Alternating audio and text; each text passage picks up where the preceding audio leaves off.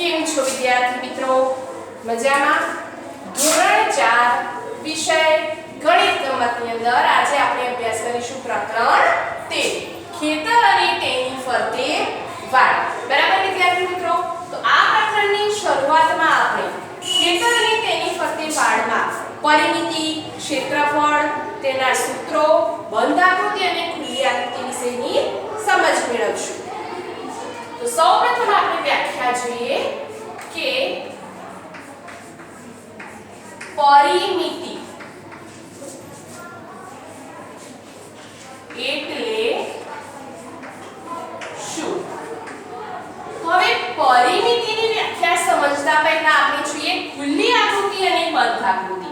બરાબર? તો અહીં જે મેં આ શું દોર્યું? ત્રિકોણ. હવે આ જે ત્રિકોણ દોર્યો એની ત્રણેય બાજુઓ એકબીજા સાથે અડેલી છે એટલે કે જોઈન્ટ થયેલી છે. તો આપણે તેને શું કહી શકીએ? બંધ આકૃતિ કહી શકીએ.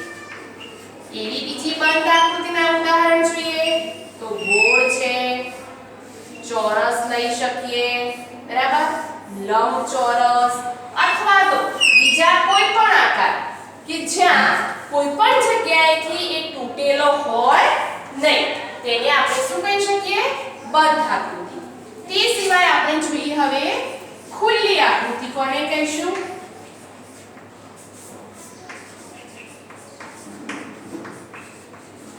ખુલ્લી આકૃતિ આપણે કહીશું કે દાખલા તરીકે આપણે આ આકૃતિ દોરી તો એ અહીં વચ્ચેથી જગ્યા ખાલી છે. બરાબર? તો એને આપણે ખુલ્લી આકૃતિ કહી શકીએ. આ પ્રમાણે આપણે ચોરસ દોરી શકીએ. તો શું આ ચોરસ બંધ કહેવાય? ના કહેવાય, કારણ કે આ દરેક જગ્યાએથી તે કેવો છે? ખુલ્લો છે. બરાબર? એટલે કે આ પ્રમાણેની જે આકૃતિ હોય એની બધી જ બાજુઓ જ્યાં જોઈન્ટ થતી ન હોય તેને આપણે ખુલ્લી આકૃતિ કહી શકીએ છીએ. અને જ્યાં બધી જ બાજુઓ તેની આ રીતે એકબીજાને જોઈન્ટ થયેલી હોય, અડેલી હોય તેને આપણે બંધ આકૃતિ કહી શકીએ છીએ. બરાબર? તો હવે એ બંધ આકૃતિને આધારે આપણે સૌપ્રથમ પરિમિતિની વ્યાખ્યા સમજીશું. તો પરિમિતિની વ્યાખ્યા થાય કે બંધ આકૃતિની બધી જ બાજુઓના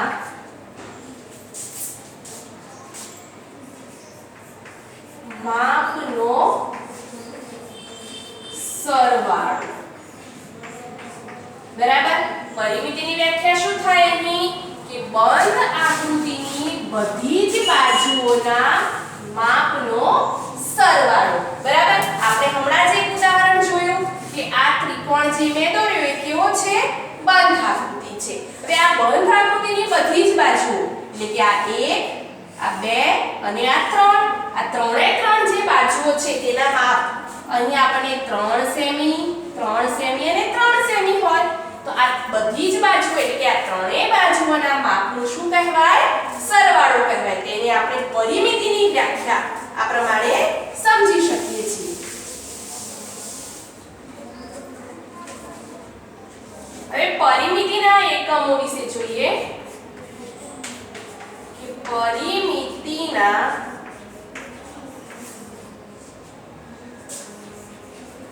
એકમો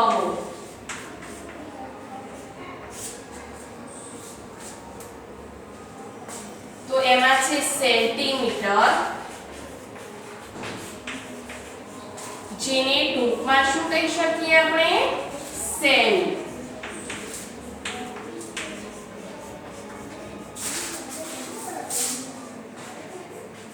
મીટર, જેને ટૂંકમાં મી. અને કિલોમીટર,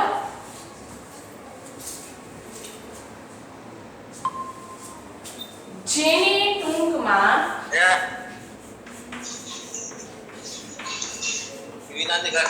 કિમી. બરાબર વિદ્યાર્થી મિત્રો?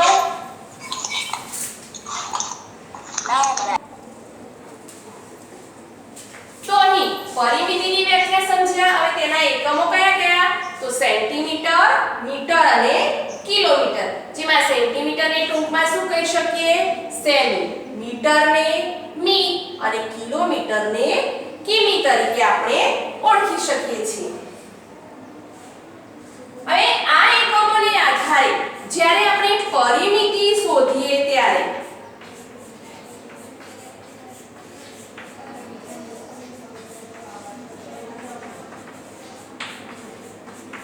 આપણને પરિમિતિ શોધતા જે જવાબ મળે એમાં જો આપણને આકૃતિના માપ સેન્ટીમીટર એટલે કે સેમીમાં આપેલા હોય તો તેનો જવાબ આપણને સેમીમાં જ મળશે. મીટરમાં માપ આપેલો હોય તો તેનો જવાબ આપણને મીટરમાં જ મળશે. અને જો આકૃતિનું માપ કિલોમીટરમાં આપેલું હોય તો તેનો જવાબ આપણને કિમીમાં મળી શકે છે. બરાબર? એટલે કે આકૃતિનું માપ આપણને જે એકમમાં આપેલું હોય એ જ એકમની અંદર આપણે એનો જવાબ એટલે કે પરિમિતિ શોધીને લખી શકીએ છીએ. બરાબર? તો અહીં જે આ પરિમિતિની મેં વ્યાખ્યા સમજાવી એ તમે શું કરશો વિદ્યાર્થી મિત્રો? 5 વાર લખીને તૈયાર કરવાની છે. ત્યાર પછી આપણે આગળ જોઈએ પરિમિતિના સૂત્રો.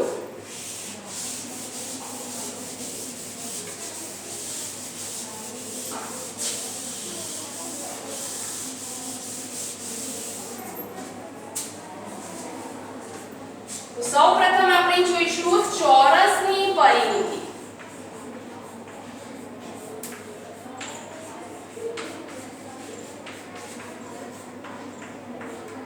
હવે અહીં આ ચોરસની પરિમિતિનું સૂત્ર થાય છે 4 કૌંસમાં લંબાઈ. હવે આપણે ચોરસમાં માત્ર લંબાઈ જ કેમ લખી અને કૌંસની બહાર 4? કારણ કે ચોરસને વિદ્યાર્થી મિત્રો ચારેય બાજુઓના માપ જે આ ચારેય બાજુઓ છે ચારેય બાજુઓના માપ કેવા હોય છે? સરખા હોય છે. અને કુલ બાજુઓ 4 છે એટલે કે માપ દરેકનું એક સરખું હોવાથી આપણે એક કૌંસની અંદર લખીશું અને ચાર બાજુઓ એટલે કે આપણે 12 કૌંસની બહાર 4 લખ્યા. ત્યાર પછી છે લંબચોરસની પરિમિતિ.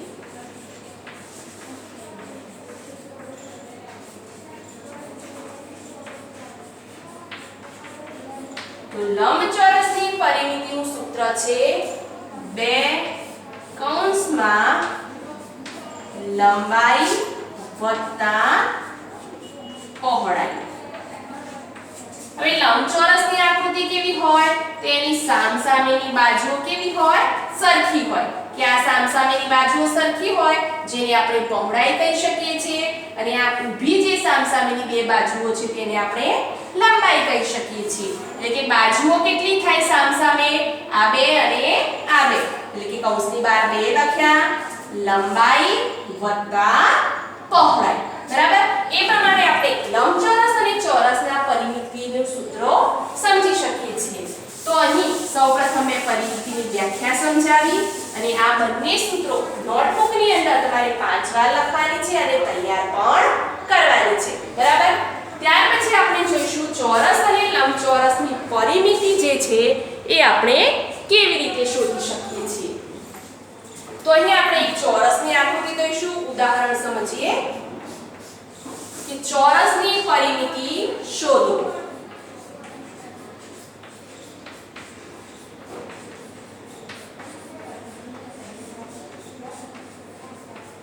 હવે આપણને એની અંદર આકૃતિ આપેલી છે આ પ્રમાણેની ચોરસની. બરાબર? જેમાં ચારે બાજુના માપ આપ્યા છે 12 સેમી, 12 સેમી, 12 સેમી અને 12 સેમી. ચોરસની ચારે બાજુઓ સરખી હોય એટલે કે બધી જ બાજુઓના માપ કેવા હોય? સરખા હોય. હવે આપણે ઉપર જોઈએ પ્રમાણે કે ચોરસની પરિમિતિનું સૂત્ર શું છે? કે અહીંયા આપણે બાજુમાં લખીશું ચોરસની પરિમિતિ બરાબર સૂત્ર શું છે? 4 કૌંસમાં લંબાઈ. 4 કૌંસમાં લંબાઈ. હવે બરાબરની નીચે બરાબર કરવાનું 4 અને કૌંસમાં શું છે લંબાઈ તો દરેક માપ કેવા છે એક સરખા એટલે કે 12 સેમી તો કૌંસમાં લખીશું આપણે 12 સેમી હવે શું કરીશું વિદ્યાર્થી મિત્રો જો આપણે આ કૌંસ દૂર કરીએ તો કૌંસની અંદરની સંખ્યા અને કૌંસની બહારની સંખ્યા વચ્ચે ગુણાકારનો સંબંધ રહેલો છે માટે આપણે ત્યાં ગુણાકારની નિશાની મૂકીશું કે 4 × 12 સેમી હવે 12 4 કેટલા થાય વિદ્યાર્થી મિત્રો 12 4 48 એટલે કે જવાબ શું મળ્યો 48 સેમી આપણે આગળ સમજ્યા હતા એ પ્રમાણે કે જો આકૃતિનું માપ સેમીમાં આપેલું હોય તો જવાબ શું મળે એના એ જ એકમમાં એટલે કે સેમીમાં મળે એ જ પ્રમાણે આપણે બીજું ઉદાહરણ જોઈએ કે લંબચોરસની પરિમિતિ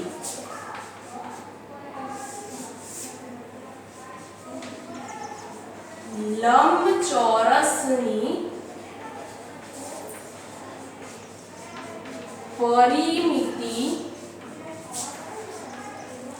શોધો બરાબર તો એની આકૃતિ આપણને આપેલી છે લંબચોરસની આ પ્રમાણે જેમાં એ છે 10 સેમી એટલે લંબચોરસમાં સામસામેની બાજુના માપ કેવા હોય સરખા હોય તો આ બાજુ 10 સેમી હશે તો સામે પણ કેટલા હશે 10 સેમી બરાબર હવે આ લંબાઈ થયું તો પહોળાઈનું માપ આપ્યું છે આપણને 15 સેમી તો ઉપર પહોળાઈ 15 સેમી હોય તો એની સામેની પહોળાઈનું માપ પણ કેટલું હશે 15 સેમી હવે આપણે લંબચોરસની પરિમિતિ શોધવાનું સૂત્ર શું સમજ્યા કે 2 કૌંસમાં લંબાઈ વત્તા પહોળાઈ તો આપણે સૂત્ર મૂકીશું કે લંબચોરસની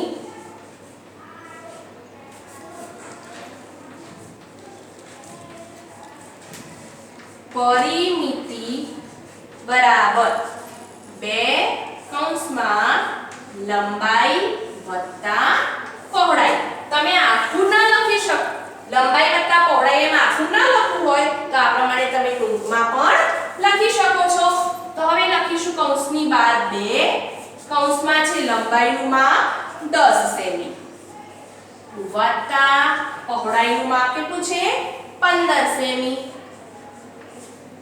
બરાબર 2 કૌંસમાં 10 અને 15 નો શું કરીશું સરવાળો કરીશું કારણ કે વચ્ચે સરવાળાની નિશાની છે કે 0 5 5 અને 1 ને 1 2 તો કૌંસમાં 25 થયા હવે કૌંસ છોડતા બંને સંખ્યા વચ્ચે શેનો સંબંધ છે ગુણાકારનો એટલે કે 2 × 25 એકમ કયો લખવાનો છે વિદ્યાર્થી મિત્રો દરેક વખતે સેમી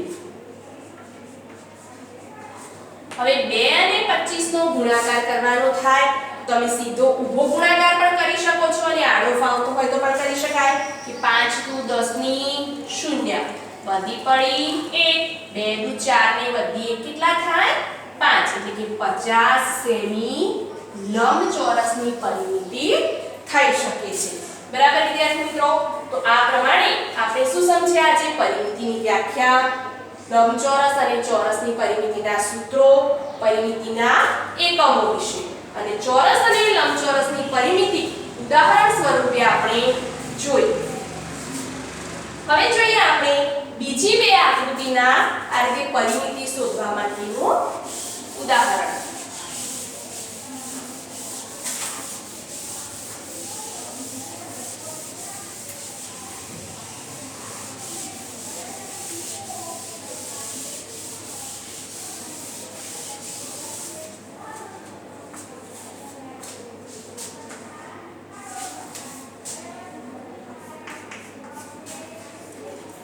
તો આપણે અહીં લઈશું કે આકૃતિની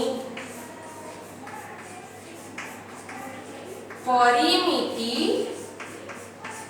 શોધો જેમાં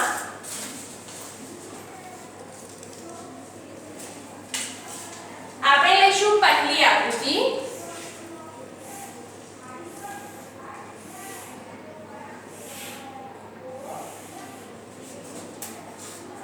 એનું માપ લખીશું આપણે 3 સેમી 3 3 સેમી, 4 સેમી, 4 સેમી અને 4 સેમી. બરાબર. તો આ પ્રમાણેની આપણે અહીં એક આકૃતિ દોરી છે જેમાં દરેકના માપ કેવા છે? 3 સેમી, 3 સેમી, 4 સેમી, 4 સેમી અને 4 સેમી. તો હવે અહીં એક વાત જણાવવાની કે આ આકૃતિનો કોઈ પરફેક્ટ આકાર નથી, એટલે કે ચોરસ કે લંબચોરસ છે નહીં. બરાબર. અલગ જ પ્રકારની એક આકારની આકૃતિ છે. તો હવે આના માટે આપણે શું કરીશું? આના માટેનું કોઈ સૂત્ર છે નહીં. માટે આપણે આની પરિમિતિ શોધવા માટે આપણે લખવાનું અહીં કે આકૃતિની સીમાનું માપ અથવા તો આકૃતિની પરિમિતિ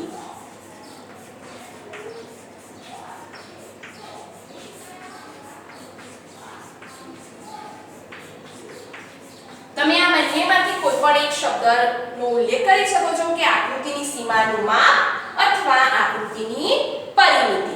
બરાબર કરીને આપણે શું કરવાનું છે વિદ્યાર્થી મિત્રો કે અહીં આપણને આ જેટલા માપ આપ્યા છે એ બધા જ માપ આપણે લખવાના છે. બરાબર. એટલે કે 3 સેમી, 3 સેમી, 4 સેમી અને 4 સેમી અને 4 સેમી.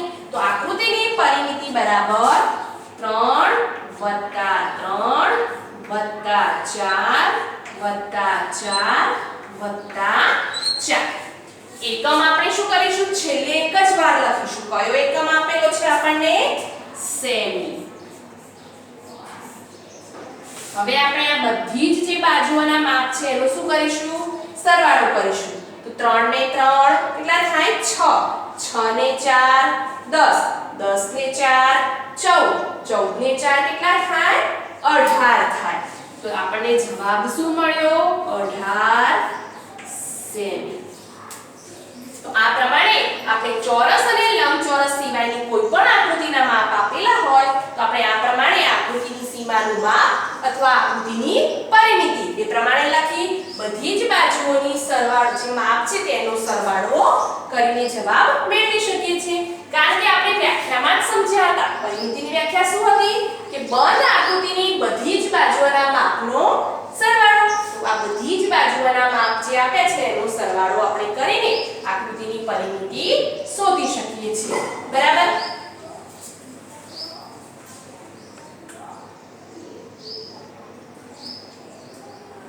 આપણે આગળ બીજું એક ઉદાહરણ જોઈશું. આ જ પ્રમાણેની એક અલગ આકૃતિનું.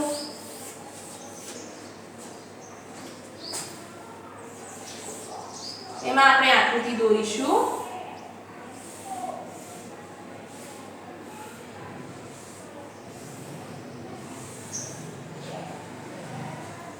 અહીં છે 2 સેમી, 2 સેમી, 2 સેમી. આ જે ઊભું માપ પણ છે 2 સેમી, 2 સેમી, 4 સેમી, 4 સેમી અને અહીં છે 6 સેમી.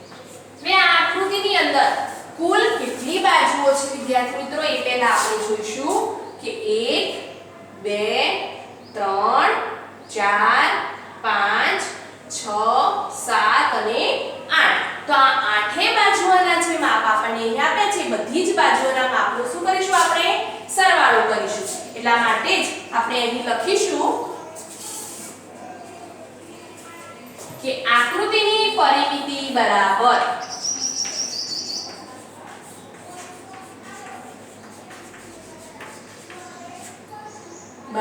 બધી જ બાજુઓના માપનો સરવાળો એટલે કે 1 2 3 4 અને 5. 5 વખત શું છે? 2 સેમી. એટલે કે 1 2 3 4 5. 5 વખત 2 થયા. પછી છે 4 સેમી, 4 સેમી. 4 + 4 + 6 સેમી. બરાબર. એટલે કે કુલ 8 બાજુઓના માપ થયા. 1 2 3 6 7 અને 8 બરાબર આ પ્રમાણે જે વધારે બાજુઓ ધરાવતી આકૃતિ આપેલી હોય તેમાં એક પણ માપ આપણે બાકી રહી જવું જોઈએ નહીં તેનું ખાસ ધ્યાન રાખવાનું તો હવે આપણે આનું શું કરીશું સરવાળો કરીશું તો 6 ને 4 કેટલા થાય 10 10 ને 4 14 14 ને 2 16 16 ને 2 18 18 ને 2 કેટલા થાય 20 ને 2 22 ને 2 24 એટલે કે આ આકૃતિની સીમાનું માપ આપણને કેટલું મળ્યું 24 સેમી મળ્યું બરાબર વિદ્યાર્થી મિત્રો તો આ પ્રમાણે આપણે પરિમિતિની વ્યાખ્યા ચોરસના અને લંબચોરસની પરિમિતિનું સૂત્ર વિશેની સમજ મેળવી તો સૌપ્રથમ વ્યાખ્યા અને આ બંને સૂત્રો નોટબુકની અંદર તમે 5 વાર લખશો ત્યાર પછી ઉદાહરણ સ્વરૂપે મેં જે તમને ચોરસ અને લંબચોરસની આકૃતિવાળી પરિમિતિનું માપ શોધીને સમજાવ્યું તે અને આ ઉદાહરણ જે બે બીજી આકૃતિના સમજાવ્યા એટલે કે આ ચારે પરિમિતિની વ્યાખ્યાઓ જે દાખલા સમજાવ્યા એ બધું તમે નોટબુકની અંદર લખશો બરાબર વિદ્યાર્થી મિત્રો થેન્ક યુ